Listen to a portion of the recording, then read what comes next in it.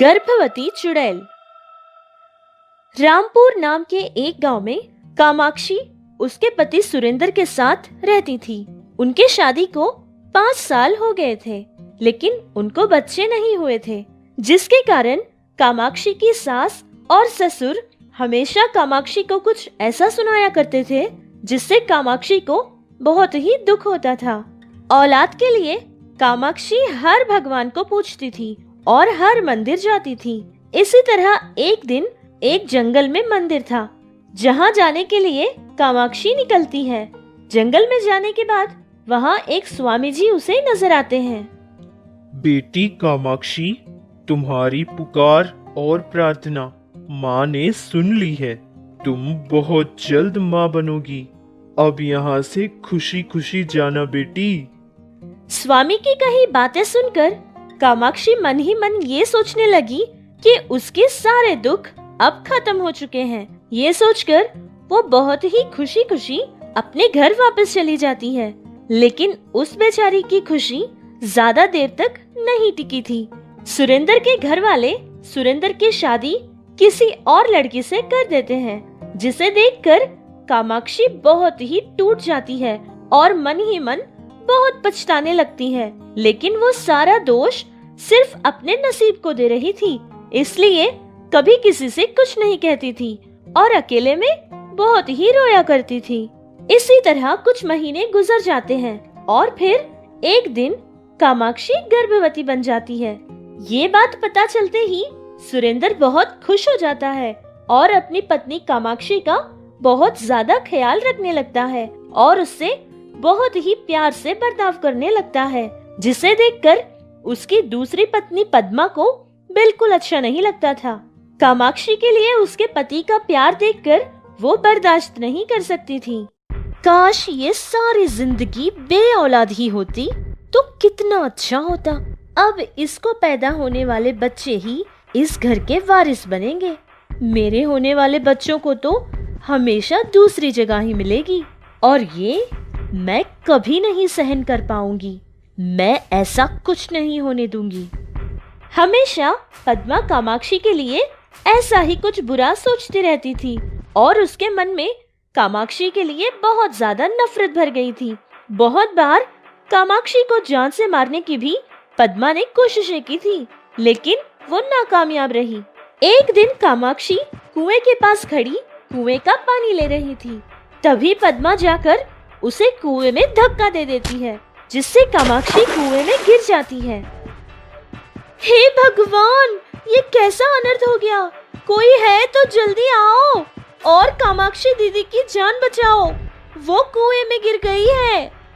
इस तरह जोर जोर से चिल्लाने लगी, जिसकी आवाज सुनकर सुरेंद्र वहां भागता हुआ पहुंचता है और बिना कुछ सोचे उस कुएं में छलांग लगा देता है और अपनी पत्नी कामाक्षी को कुएं से बाहर निकालता है। लेकिन तब तक बहुत ही देर हो चुकी थी और कामाक्षी मर गई थी, क्योंकि जिस वक्त सुरेंद्र घर पे नहीं था उस समय में पद्मा ने कामाक्षी को कुएं में धक्का दिया था। लेकिन जब सुरेंद्र को घर आता देखा तब वो कुएं में एक बड़ा सा पत्थर डालती है और फिर चिल्लाने लगती है कि वो अभी अभी उसके आंखों के सामने कुएं में गिर गई थी। सारे लोगों से ये कहने लगी कि कामाक्षी ने उसके आंखों के सामने कुएं में छलांग लगा दिया था। फिर सुरेंद्र गांव वालों की सहायता से अपनी पत्नी कामाक्षी को एक अस्पताल लेकर जाता है, लेकिन तभी बहुत देर हो चुकी थी, जिसे देखकर डॉक्टरों ने कहा कि कामाक्षी तो बहुत देर पहले ही मर चुकी है, जिसके कारण उसके पेट में पल रहा बच्चा भी मर गया है। ये सारा खेल खेलने के बाद भी पद्मा ऐसे बर्ताव कर रही थी जैसे कि वो बहुत ही अनजान थी। दीदी की ये हालत सिर्फ मेरी ही कारण हुई है। अगर ये मुझसे दूसरी शादी नहीं करते तो शायद आज ये दिन नहीं देखना पड़ता और ना ही दीदी को आत्महत्या करने की जरूरत पड़ती थी।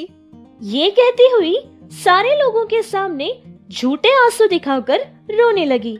ये सारी बातें सुनकर सुरेंद्र और ज्यादा दुखी हो जाता है और ये सोचने लगता है कि उसकी पत्नी कामाक्षी का मौत का कारण सिर्फ वो खुद ही है, जिसकी वजह से कामाक्षी आज इस दुनिया में नहीं रही। यही सोच सोचकर वो बहुत ही ज्यादा दुखी रहता था और शराब जैसी बुरी आदत का शिकार बन जाता है। कामाक्षी की इतनी सालों की माँ बनने की इच्छा पूरी नहीं हुई थी, जिसके कारण कामाक्षी की आत्मा को भी शांति नहीं मिली थी।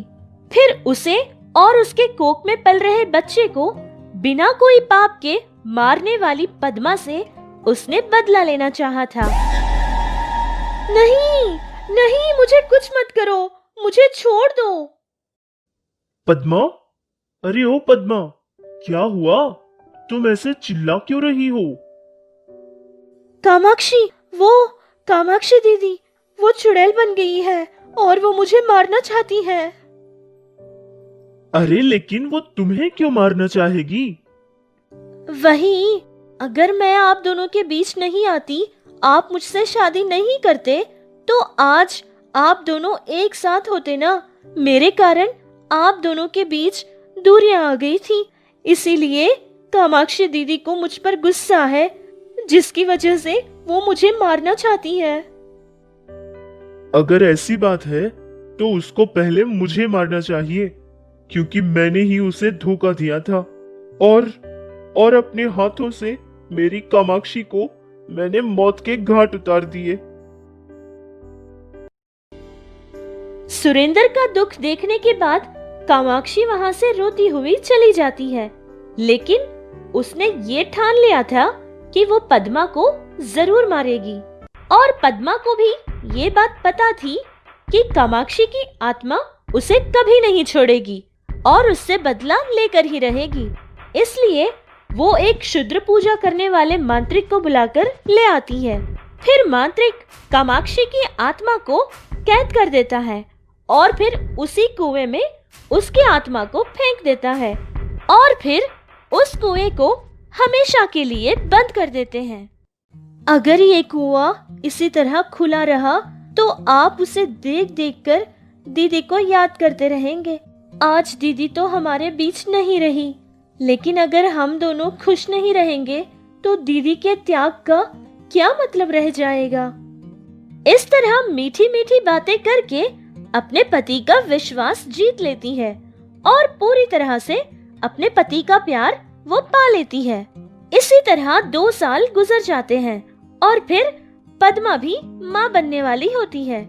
उस साल बहुत ज्यादा बारिश होने लगी और तूफान भी आने लगे, जिसके कारण सारे नदी और छोटे छोटे तालाब भर जाते हैं और सारा पानी गांव के अंदर आ जाता है, जिससे वो पानी का कुआं भी भर जाता है और सारा पानी ऊपर की तरफ आने लगता है, जिसके कारण उस कुएं पे लगे चकले के दरवाजे भी टूट जाते हैं और बोतल में बंधी हुई कामाक्षी की आत्मा उस बोतल से टूटकर बाहर आ जाती है।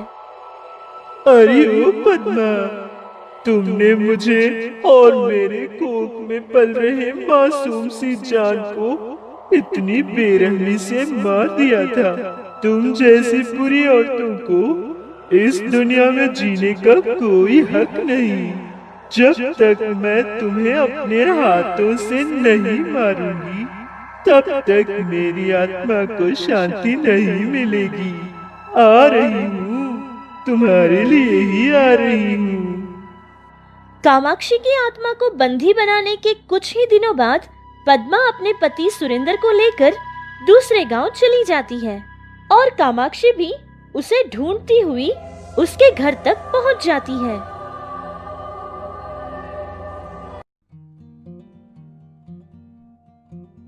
अरे पद्मा, ये तुम क्या कर रही हो? मैंने तुमसे कितनी बार कहा है कि ये सब काम मत किया करो। मैं कर दूंगा। अब तुम माँ बनने वाली हो, अपना ख्याल रखना चाहिए ना। चलो अंदर। ये कहता हुआ सुरेंद्र अपनी पत्नी को अंदर लेकर जाता है, जिसे देखकर कामाक्षी को बहुत दुख होता है। ये सोचती है कि जो प्यार उसके नसीब में था वो उसका कभी हुआ ही नहीं था। ये सोचकर रोने लगती है। फिर इतने में पद्मा का पैर घर की चौखट से टकराता है और वो आगे की तरफ गिर जाती है। हाय माँ, मैं मर गई। सुनिए जी, मेरे पेट में बहुत जोर का दर्द हो रहा है। इस तरह चिल्लाती हुई पद्मा दर्द से बहुत ही तड़प रही थी, जिसे देखकर सुरेंद्र उस गांव की एक बूढ़ी औरत को बुलाकर ले आता है। वो औरत आकर पूरी तरह से पद्मा की जांच करती है और फिर कहती है कि पेट में पल रहा बच्चा मर चुका है। अगर जल्द से जल्द कोई बड़े अस्पताल नहीं लेकर जाएंगे तो माँ की जान को भी खतरा होगा। ये सारी बात कामाक्षी खड़ी सुन ही रही थी। फिर मन ही मन भगवान से प्रार्थना करने लगी। हे माँ, जो मेरे कोख में आपने बच्चा दिया था, वो बच्चा तो आज भी मेरे कोख में खेलता है। उसकी आत्मा को विमुक्ति दीजिए माँ, उसे अपने पिता के पास पहुंचा दीजिए। ये कहती हुई भगवान के आगे गिड़गिड़ाने लगी। इधर सुरेंद्र अपने पत्नी पद्मा को अस्पताल लेकर जाता है। डॉक्टर ने पद्मा की सारी जांच करने के बाद ये कहा कि पद्मा का बच्चा तो उसके कोख में बिल्कुल ठीक है, लेकिन वो जान कामाक्षी के बच्चे की थी, ये बात पद्मा को भी नहीं पता थी। डॉक्टर ने ऑपरेशन करके माँ और बच्चे को अलग किया था।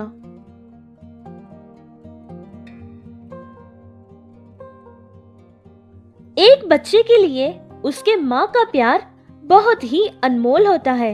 इस तरह कामाक्षी अपने बच्चे को आंखों के सामने खेलता देख वो अपने इंतकाम के बारे में भी भूल जाती है और उस बच्चे के कारण उसने पद्मा को भी माफ कर दिया था। कभी कभी तो जल्दी में लेने वाले फैसले के कारण किसी की जिंदगी भी बर्बाद हो सकती है, जैसे कि सुरेंद्र के एक गलत फैसले की वजह से कामाक्षी की जिंदगी बर्बाद हो गई थी।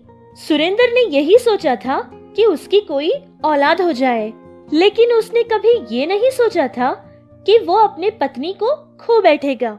तो हमें भी चाहिए कि कोई भी फैसला लेने से पहले 2 बार जरूर सोचें।